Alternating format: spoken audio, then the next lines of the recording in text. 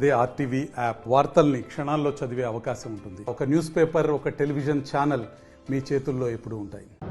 రేపు 2024లో జరిగే general parliament ఎలక్షన్లో అప్పటి నుంచి కూడా నేను మొన్న జరిగిన పార్లమెంట్ అసెంబ్లీ ఎన్నికల్లో అసెంబ్లీలో పోటీ చేయడానికి అప్లికేషన్ కూడా పెట్టలేదు.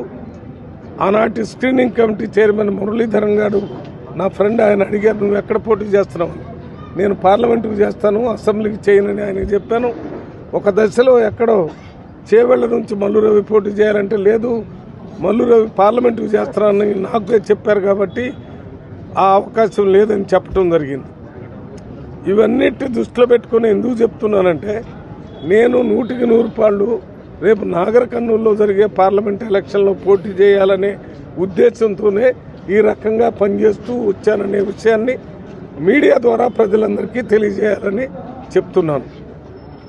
నిన్న మొన్న ఈ పదవి స్వీకరించిన వెంటనే ఒక 2 గంటల పాటు ముఖ్యమంత్రి దగ్గర ఉన్నాం.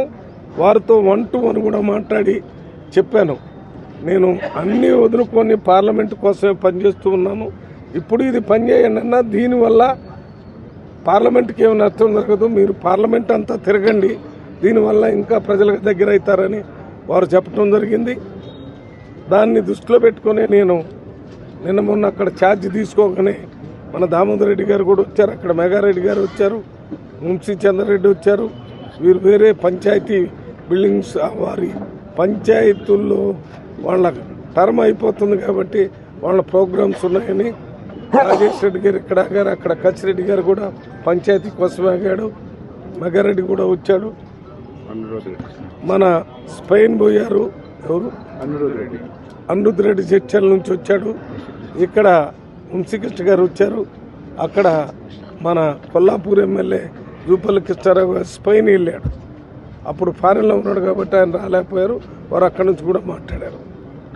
అంటే నేను పోటీ చేస్తాననేటటువంటి దాంట్లో నాకు ఏ రకమైనటువంటి నాకు వద్దు టికెట్ నేను చేయను అనేటటువంటిది కాకుండా, నాకు ఈ ప్రత్యేక ప్రతినిధి ఉన్నా కూడా పనిచేసి ఎంపీగా పోటీ చేస్తానని నేను హైకమాండ్కి చెప్పాను, ఇక్కడ అందరికీ చెప్పాను. మళ్ళీ ప్రజలకి మీ ద్వారా చెప్పాలని చెప్తూ, ఒకవేళ 2 పోస్టులు అదెందుకు మళ్ళీ అది వద్దు అని అంటే, ఒక స్పెషల్ రిప్రజెంటేటివ్ ఇంకెవరికైనా ఇస్తానంటే నేను వెంటనే రిజైన్ చేసి అది ముఖ్యమంత్రి గారికి ఇచ్చి ఇక్కడ పోటీ చేస్తాను. దానికి కూడా సిద్ధంగా ఉన్నానని చెప్పడానికే ఇది చెప్తున్నాను. మరిన్ని వీడియోస్ కోసం ఛానల్ ని సబ్స్క్రైబ్ చేయండి, లేటెస్ట్ అప్డేట్స్ కోసం వాట్సాప్ ఛానల్ ని ఫాలో చేయండి, అండ్ లింక్ డిస్క్రిప్షన్ లో ఉంది.